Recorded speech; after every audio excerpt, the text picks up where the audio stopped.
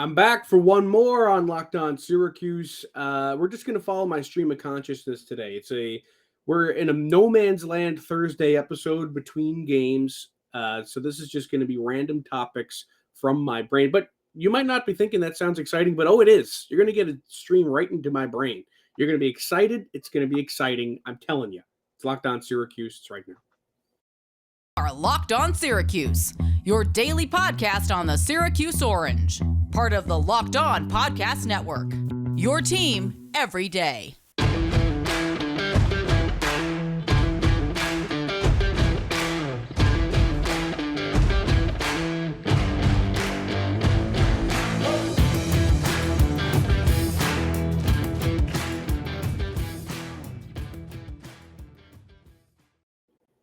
Matt Bonaparte, Owen Valentine with you on your Thursday episode of Locked On Syracuse. Thanks for making Locked On Syracuse your first listen every day. We're free and available wherever you get your podcasts. And today's episode is brought to you by FanDuel Sportsbook, official sportsbook of Locked On. Make every moment more. Visit FanDuel.com/Locked On today to get started.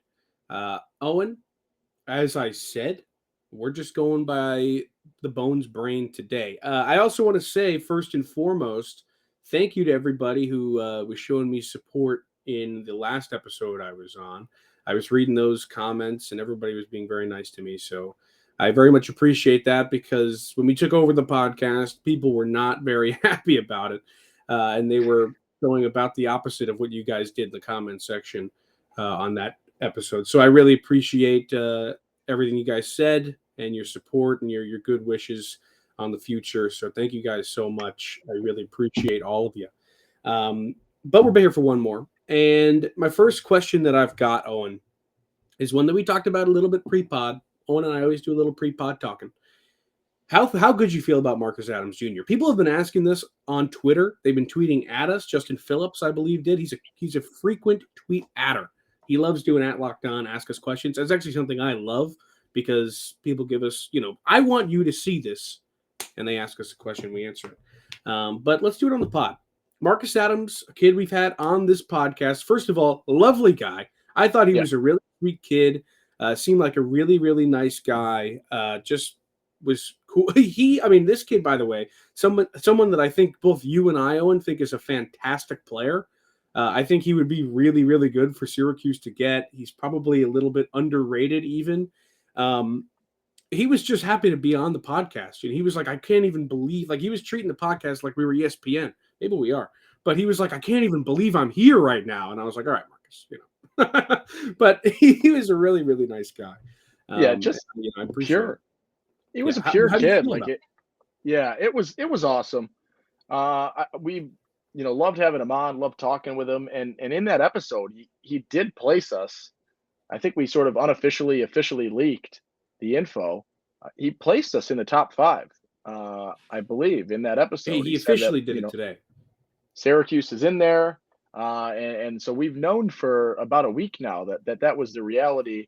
And we weren't exactly sure the other teams. I think this is a good fit. He strikes me as a player that obviously will find success anywhere. As we said, and maybe I fanboyed over him a little bit, I am so in on him as a player. And I think he's a really, really good talent. If you want to have a little bit of fun, there is a mic'd up game of him on YouTube. I forget what the title is. And he runs his mouth and he chirps in such a productive way. And it's not just some nobody chirping and running their mouth a little bit to no avail, sort of like when an assistant coach chirps Luka and then Luka goes off afterwards. It's not that situation.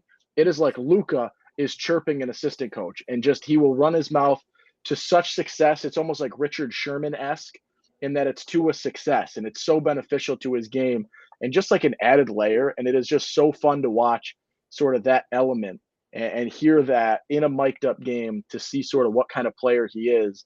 And then the talent is there. The step back is incredible. The spin move is incredible.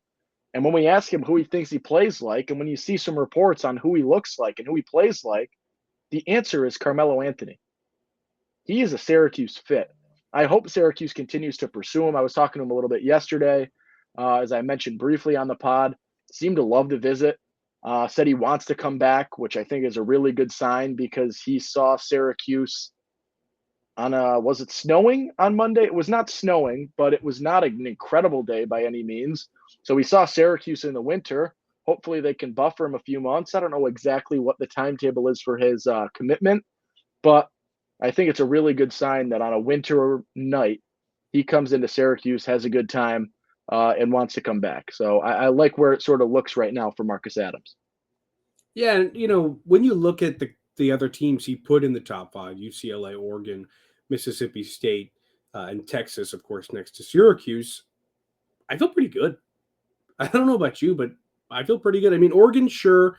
I mean, I could see them taking him. UCLA and Texas. I mean, UCLA being the hometown team. I just don't. I don't see Mississippi State again. Like, don't take this like I'm some kind of recruiting expert because I'm not. I'm going full gut right here. But I feel pretty good about this pool. I don't necessarily know why, but I do. So maybe Marcus Adams surprises everybody and picks Syracuse. But Joe Tipton did say that UCLA is offered after some people were a little bit skeptical that he had not. Yeah, so Adams, I'll say we this. feel good about him. Go ahead. Yeah, I was just going to say this too. I mean, this is a guy that says he still could reclass. Like this would be gigantic for Syracuse. It's a guy that might reclass to a 23. Well, he told us on And the pod that he's a real 23. no, other way around. Oh, really? Right? What's he in 24/7? Whatever he's in 24/7 is incorrect, he said. He's a 24 on 24/7. Is he a 24? Yeah, so and I'm pretty Then sure they on the must have pod, switched maybe it. I'll go rewatch, but I'm pretty sure he said, no, I'm a 23. I think it's the other way around, isn't it? All right, I'll go listen to it. You Yeah, keep talking. because they now have him at 61. You keep talking. I will. I like this kid. I really do. And I think that he brings a lot to wherever he goes. I think this is a kid, as you mentioned, that is incredibly underrated and really was an unknown. And then about a month ago, he put up 50 points and what was it, 20 plus rebounds in a game. And people were like, okay, there's this kid. And I think it was in the 23s, he went from 160 in the class to like 80 in the class. And now he's 61 in the 24s.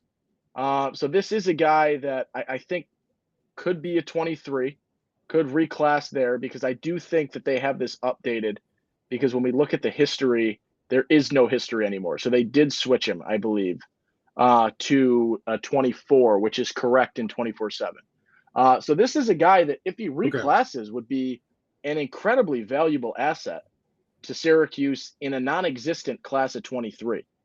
I think he's a guy that shakes things up a little bit. I will say the one setback in terms of him becoming a 23 is that there's one position where Syracuse already has too many people, and it is the forward spot. And so that does sort of mix things up. I think this is the kind of guy that could come in and really shake up that forward room and possibly have a starting spot as a 4 or a 3 probably because he shoots the ball pretty well given that size at 6'8". I think this is a guy that can come in and be an immediate guy. So he would shake things up, but when you look at it and you see that in theory, there's Benny, there's Taylor, there's Malik, there is who am I missing? Chris Bell. There is a loaded room in terms of guys that are there right now that could be good. I would think Marcus Adams is actually the best of that group in reality. If he comes in, even with the limited experience, even reclassing to a 23, I think he can come in. And watching this guy play, the type of player he can be, the type of impact scorer, his ability to genuinely score at all 3 levels would make him a very, very big impact player. And I think if he might have delayed longer, and I don't know if I want him to know this, if he delayed longer, I think there's bigger offers waiting to chomp at the bit here because that is the type of talent that this kid is and how quickly he's rising. And everything I see, every new clip I see of him further solidifies sort of how good a player I see him as. This might be the player you've raved the most about, maybe since I've ever met you. You love this guy. By the way, I just rewatched the video. You're correct. He is currently a 24, and he might reclass to 23, which I could totally see, by the way. So we'll see. All right, let's take a quick break. This one brought to you by FanDuel. Yep. This year, the only app you need at your Super Bowl party is FanDuel, America's #1 sports book. We're really excited about the new sports betting partner for Locked On because they're the #1 sports book in America. And if you're new to FanDuel, that's even better. They have so many great features that make betting on sports fun and easy. Download FanDuel now so you can bet Super Bowl 57 with a no sweat first bet. That rhymes. You'll get up to $3,000 back in bonus bets if your first bet doesn't win. FanDuel lets you bet on everything from the money line to point spreads to who will score a touchdown. Owen, what do you like? I am a terrible gambler. Going to lead with that. But I am going to take in this game the Patrick Mahomes rushing yards under. And I'm very anti-unders usually, but I don't think he's 100% quite yet. And he's there. He's close, but not exactly. And I think this Eagles defense can do a decent job to hold him in check relatively. It's 18.5. I'm seeing it at right now. And I got suckered into the trap of Joe Burrow rushing yards in the Super Bowl last year because I was like, oh, there'll be a play where he just breaks free. No, that doesn't happen as often as I want to mentally think it does. So give me Patrick Mahomes under 18.5 yards. It's about an even money. It's going to be minus 110 for you. I like that right now mentally. All right. We should put a disclaimer that that's not gambling advice. And I think every bet Owen has offered up on this podcast has lost. So maybe you should fade him. Anyway, the FanDuel Sportsbook app is safe, secure, and super easy to use. Best of all, you can get paid your winnings instantly. So join FanDuel today at FanDuel.com/lockedon to claim your no sweat first bet on Super Bowl 57. That's FanDuel.com/lockedon. Make every moment more with FanDuel, the official sportsbook partner of the National Football League. And before we get back to the episode, let me tell you about something else that's exciting. Locked On is heading to the Senior Bowl. Get inside analysis from the hosts that covered the NFL's next generation in college and find out which NFL draft boards these players will be climbing all in one location. Subscribe to Locked On NFL Draft for nightly live shows from the Senior Bowl on Tuesday, Wednesday, and Thursday at 9 p.m. Eastern. Okay, we are back here on Locked On Syracuse. Matt Bonaparte and Owen Valentine with you. Another thing I want to talk about today, I was a little bit upset that I didn't get to talk about the topic you talked about on the mailbag yesterday, which was the team if nobody transferred, which from last year. That's what it was, right? It would have been last year's team or last year's season with the starting five of Kadari, Buddy, Swider, Guerrier, and Jesse. Man, that team's so much better than what they actually ended up having.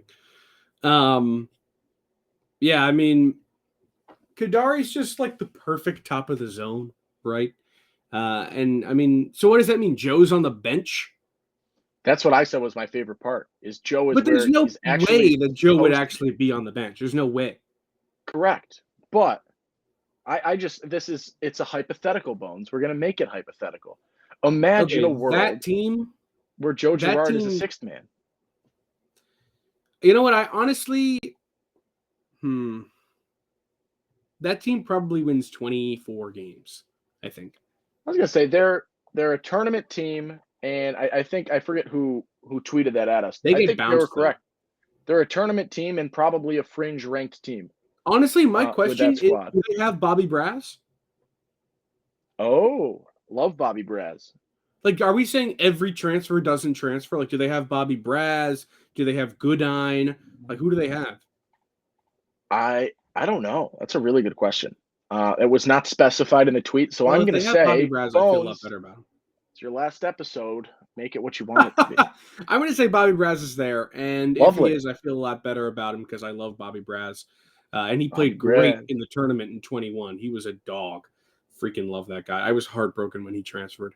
I'm going to say they're a tournament team. maybe Yeah. like a 6 seed or something, and they get bounced in like the Sweet 16. Um, I think a lot of people would alrighty. take that. Yeah, I mean that's what happened in 21, except minus the whole 6 seed part. Yeah. But wouldn't it feel so nice for them to be a tournament team without being on the bubble for once? When was the last time that happened? I mean, technically, wasn't it Like was it even 18, I think there were conversations. 19? Were they in as a 9 or as an 8? No, they were the 9, weren't they? I think they were an 8. And they lost to Baylor, who was the 9, or flip-flop that? Was that technically in, or are we still calling that bubble? I'm going to call that bubble. You're going to call that bubble. Would that be Oh my. It's not 18. 17, they were not in it. Would it be 16? What were they in 16? 10 seed? Is that a bubble? Probably. 16, heck yeah. Like Yeah. absolutely. Oh my God. 15 were the sanctions, right? So 2014 is going to be the answer. So they went literally as a 3 seed after the 25-0 start, number 1 team in the country. And they haven't been a non-bubble team since then. Damn near a Wow. decade. Almost 10 years. That's sad. Wow. All right. All right. Bones, I'm going to ask you a question Go for it. because you're parting ways, and so I am. there's no repercussions for sharing thoughts like this. Oh. Jim Boeheim has gotten a lot of flack in the last few weeks, or the week specifically, for some comments made in press conferences. And I think even a lot of people that were very much pro Jim and pro Boeheim have begun to change their mindset and change their mentality. Where do you fall in the Jim Boeheim conversation right now as you begin your exit from Locked On Syracuse? As in, do I think he should still be the coach, or do I think his comments? Like, what do you mean? Like, what's the I question? want to go macro here in terms of the coaching situation with Jim Boeheim right now. I Is think it it's time? I think it is a more complicated topic than people like to make it. There are a lot of I people agree. whenever Syracuse loses a basketball game, there are at least however many people saying he should be gone. But you have to think about it like this: like he is the reason that a lot of guys get recruited to Syracuse. He's the sole reason. I mean, we hear from Jason Jordan. We heard from even Marcus Adams, who made it sound like it was a big deal. He got a call from Boeheim, or Jason Jordan said it's still a big deal. I got a call from Boeheim. Boeheim called me. It's crazy. It's still a big deal. He's a Hall of Fame coach. And I think that last year's roster, I don't think they would have won many games without him, because that roster was terrible. You put that roster in the hands of another solid coach in the country, I think they win like less than 10 games. They were just not athletic. They couldn't do anything, and I think Jim willed them to those wins. I know a lot of people like to say he's a bad coach, whatever. I still think he's darn good. Maybe he's not as good as he was. Maybe this isn't the greatest year he ever had. But I mean, don't get it twisted either. Like, I'd like to see some new blood in soon, but you also are taking the risk of what is the program going to become. We've seen a couple of teams have great, fantastic switches from Coach K to Shire and from Roy Williams to Hubert Davis. Those have gone very, very well. Hubert Davis in his first season goes to the national championship game, and John Shire pulls in a really great recruiting class. Obviously, things are a little bit different in Syracuse because if you want to talk about sanctions, however, the recruiting has gone downhill since around 2016-17, even before then.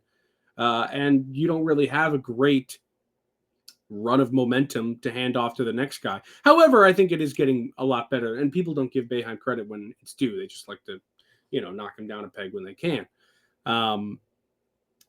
Now, Also, is he likable? Absolutely not. I mean, the stuff he said to those two student reporters in back-to-back games, I think that was uncalled for. The first question from I think I don't know who was it was John Eads. I know it was John Eads, who good friend of mine.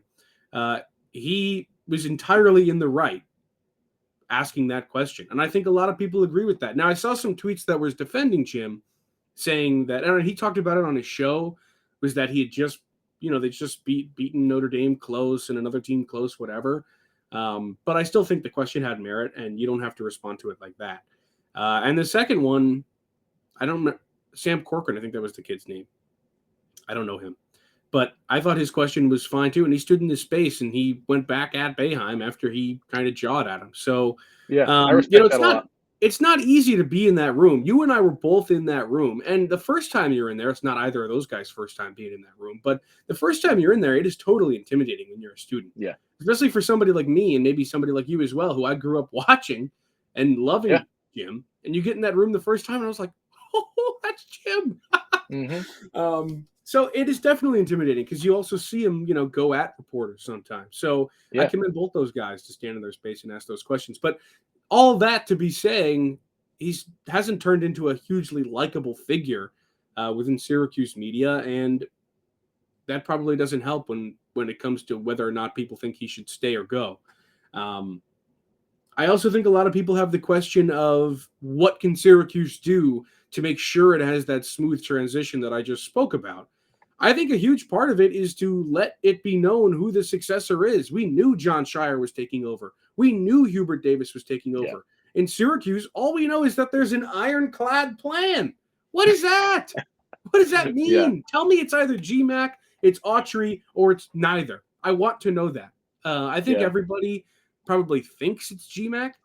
And I think that there's probably some possibility for him to be named the coach at the end of the season. But I also don't have any inside information, and I'm totally guessing. And we all know that if Jim wants to stay, he's going to stay. And they can do pretty much nothing to force him out. But one thing, again, I just want to go back to this real quick. Yeah. You can't say he's a bad coach. I don't think he's a bad coach at all. I think he's a really, really solid coach and one of the best coaches in the country. But, he is nearing 80 years old, and maybe it's time for some new blood. My one big thing that I just can't quite get over to at this point, as I look at sort of the succession plans from Duke and from UNC, right? When Shire took over, and when you look at and Hubert Davis takes over, they're taking over from programs that had very successful past decades. Like the last 10 years in that program, you've got really, really successful years withered within for both programs, winning seasons, won seeds in the tournament, I believe national champions in some cases, right? This is a team that really is outstanding. And the same goes for Duke, right? Both teams, I believe, in the last decade have won a national championship. What has Syracuse done in the last decade? And that's sort of where I look at this. You go from within. We're going from within in a program that is, one seeds in a tournament and shoo-ins for national title contenders is one thing. Going from within in a program that, as we just said, has not had a non-bubble entrance into the tournament since 2014 and has not had great success recently, it's a little bit more difficult. So it's something that I'm curious about, and I think everybody in Central New York just wants an idea of what might happen and when that might happen, because I'm on the 1000% same page as you, right? This is a guy that, when I popped out of the womb, he was the Syracuse coach for 20 years already, more than 20 years already, right? He's a guy that is, in my mind and in my lifetime and in the lifetime of probably over half of the Syracuse basketball fan base, is the only coach you've ever known and is synonymous with Syracuse basketball and remains that.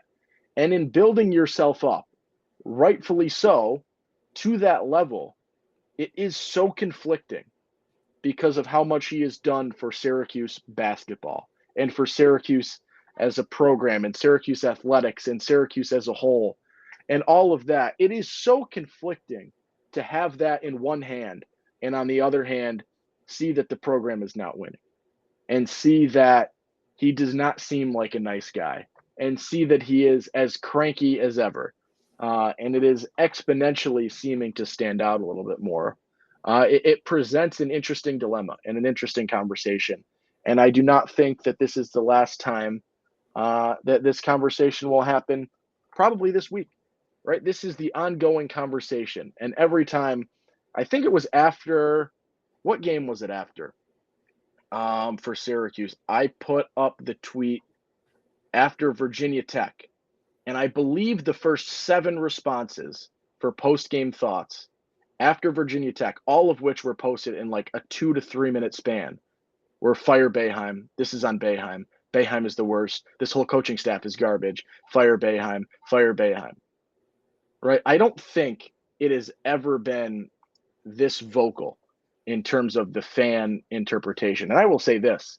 I have a family member who has boycotted the Dome for the last 2 seasons because he will not go back to the Dome until Jim Boeheim is not the head coach.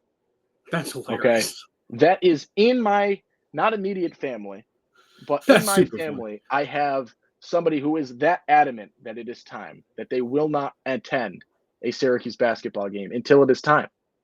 And Boeheim is gone, and there is something new. And I will say this, that individual is like a 30-year season ticket holder. It is not some random person that goes to a game or 2 every year. It's a long-time season ticket holder that feels that passionately. It is unfortunate. And I feel like, I've used the word exponential a handful of times now.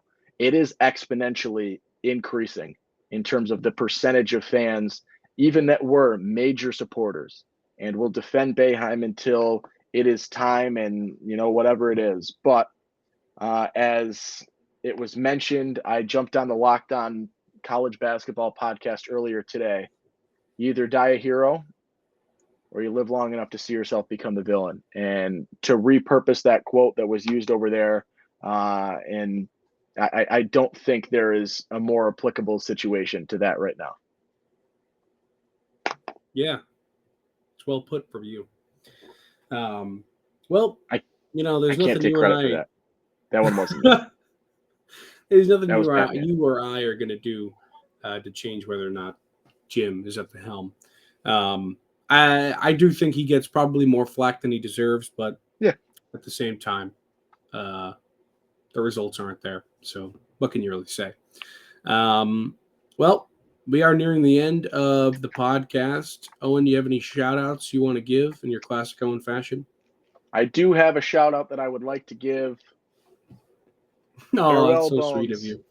Okay. This is it's a sad moment and a somber moment for me because I don't think I would have started this podcast if you were not on here to begin with. So it was you who brought me in, and getting that phone call over the summer was awesome. And it has been a fun, however many months we've been doing this now. I'm proud. I'm excited for what you've got next. And I cannot wait to have you back on as a guest moving forward. I will hopefully make another appearance down the line, but Owen, I appreciate you, buddy. Glad you hopped on with me. That is all the time that we have. Thanks for making Locked On Syracuse your first listen today and every day. Go check out that podcast Owen was talking about, Locked On College Basketball. Isaac and Andy on there.